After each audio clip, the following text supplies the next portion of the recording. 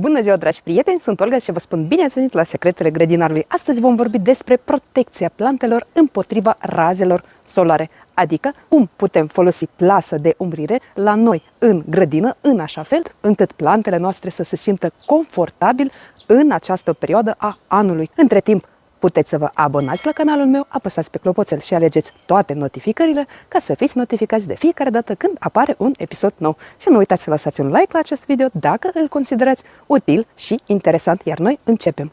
Ce este plasă de umbrire? Iată, aceasta este plasă de umbrire. Probabil și dumneavoastră ați văzut o astfel de plasă la vecini, la magazine de specialitate, și v-ați întrebat cum puteți să o folosiți și dumneavoastră. De adevăr, plantele au și ele un mecanism de protecție împotriva soarelui puternic. Atunci când este foarte cald, plantele se încălzesc și atunci frunzele se protejează împotriva supraîncălzirii, adică procesul de transpirație este mai intens. Și atunci când apa se evaporă de pe suprafața frunzelor, frunzele se mai răcesc. Însă atunci când afară este de la plus 35 de grade în sus, acest mecanism de protecție nu mai face față și, ca rezultat, frunzele se supraîncălzesc. Probabil că și dumneavoastră ați observat că, mai ales la castraveți, frunzele se lasă în jos în timpul zilei și își revin abia seara când soarele nu mai este atât de puternic. Și pe urmă, a doua zi, când iarăși soarele este foarte puternic, frunzele se lasă și atârnă ca niște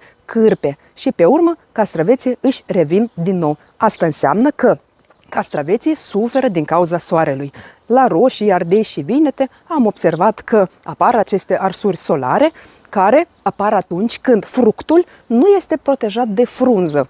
Chiar dacă nu defoliem roșiile noastre, sunt anumite fructe care nu sunt acoperite cu frunze și acele fructe care sunt expuse la lumina solară, ele primesc aceste arsuri. Și pe urmă am văzut că acolo unde au apărut acele arsuri solare, pata începe să putrezească și trebuie să eliminăm cât mai urgent aceste fructe, pentru că acele pete pot fi ca niște porți deschise pentru intrarea patogenilor. Ce face varza în această perioadă? Varza nu mai leagă căpățână atunci când temperaturile sunt de la plus 30-32 de grade în sus. Ce fac cartofii? Nici cartofii nu mai formează bulbi atunci când solul este foarte cald, de la plus 30 de grade în sus. Iată cum suferă plantele noastre atunci când este foarte cald și intensitatea luminii este foarte puternică. De aceea, noi putem să folosim plasă de umbrire.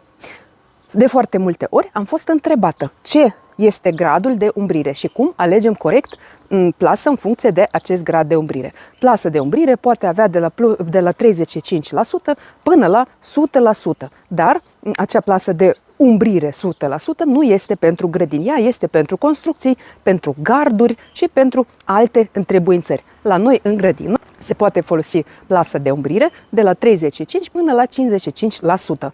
Se spune că castraveților le-ar trebui o plasă de un grad de 35%. Roșiilor le-ar trebui o plasă cu un grad de 55%. Însă, acești indicatori sunt importanți acolo unde sunt sere și solarii profesionale și acolo se ocupă specialiștii de toate aceste plante. La noi în grădini nu este foarte important să folosim plasă cu grad diferit de umbrire pentru fiecare plantă în parte. Este de ajuns să folosim plasă cu grad de umbrire de la 35 până la 40% și este de ajuns. Ce plasă avem noi? Anul acesta am ales plasă de umbrire de la Ruris.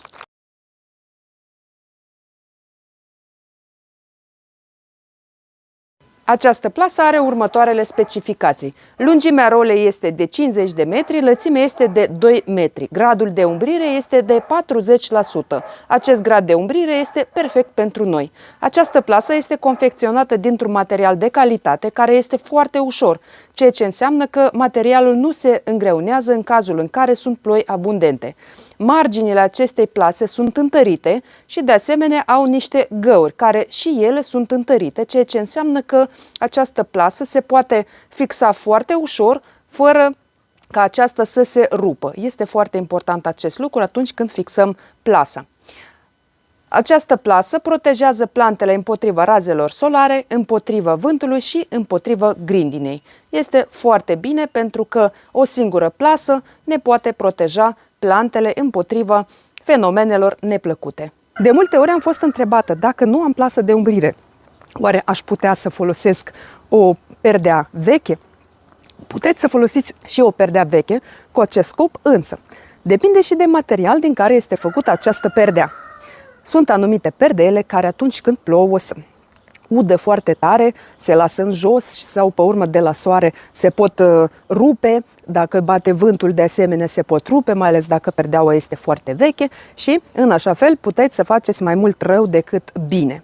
De aceea, dacă vreți să folosiți o perdea veche, puteți să o faceți, dacă nu, mai bine cumpărați o plasă de umbrire și pe urmă o aveți mulți ani. De asemenea, am fost întrebată de când putem să întindem plasă de umbrire.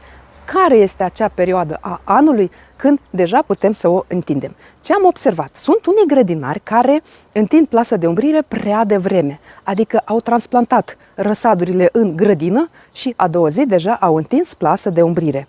Este prea devreme să efectuăm această procedură și vă spun de ce. În luna mai vremea este încă instabilă. Sunt ploi. Soarele poate nu este atât de puternic, poate fi destul de rece. De exemplu, și la noi anul acesta, în luna mai, nu a fost cald.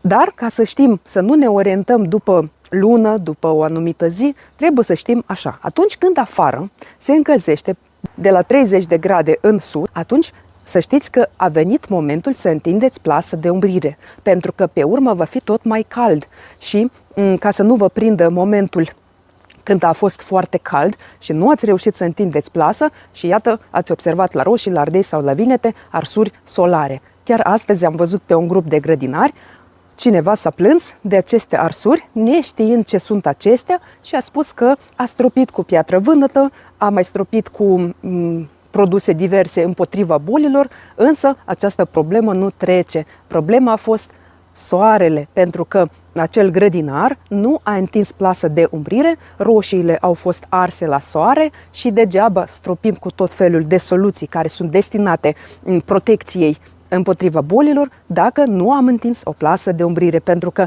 arsurile vor apărea din nou pe alte roșii.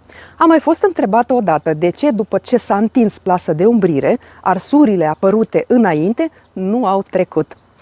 Arsurile solare, odată ce au apărut pe roșii, pe ardei sau pe vinete, ele nu mai trec. Ele, din păcate, rămân acolo, pentru că acele pete albe care apar inițial, ele pe urmă se adâncesc și necrozează, adică țesuturile afectate mor. Și tocmai de aceea, din păcate, acele pete apărute nu mai pot să treacă. Atunci când întindem plasă de umbrire, noi protejăm fructele neatinse de arsuri solare împotriva acestora. De aceea, nu așteptați ca acestea să treacă, pentru că, din păcate, acest lucru este imposibil. O altă întrebare pe care am primit în legătură cu plasă de umbrire a fost când strângem plasă de umbrire. Adică, deja, de exemplu, sezonul de grădinărit se apropie de final. Când știm noi că a venit momentul deja să o strângem?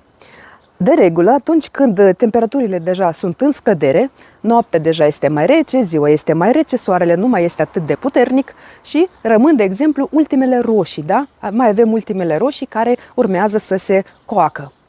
Și trebuie să ne orientăm după aceste temperaturi, când temperaturile sunt sub 30 de grade, când deja ajung la 25 de grade, 26 de grade, să știți că trebuie să dați jos această plasă. Și atunci roșiile rămase se vor coace mai repede. Așadar, concluzia. Ce face o plasă de umbrire? Plasa de umbrire protejează plantele noastre împotriva arsurilor solare, împotriva temperaturilor excesive, împotriva deshidratării și le creează un confort termic. Pentru că, datorită acestei plase, plantele se vor simți mult mai confortabil. Este ca o pălărie pe care o folosim noi oamenii, numai că putem să considerăm că le-am dat plantelor noastre câte o pălărie, ca ele să fie protejate atunci când este nevoie. Așadar, dragi prieteni, am aflat acum toate detaliile. Cum putem să folosim plasă de umbrire, ce grad de umbrire să alegem și care sunt acele plante care au nevoie de protecție. Ca și concluzie, toate plantele au nevoie de această protecție. protecție. Sper că am reușit să răspund la toate întrebările dumneavoastră.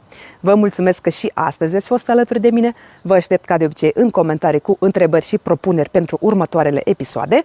Nu uitați să lăsați un like la acest video dacă îl considerați util și interesant și abonați-vă la canalul meu, apăsați pe clopoțel și alegeți toate notificările ca să fiți notificați de fiecare dată când apare un episod nou. Ne vedem data viitoare. La revedere!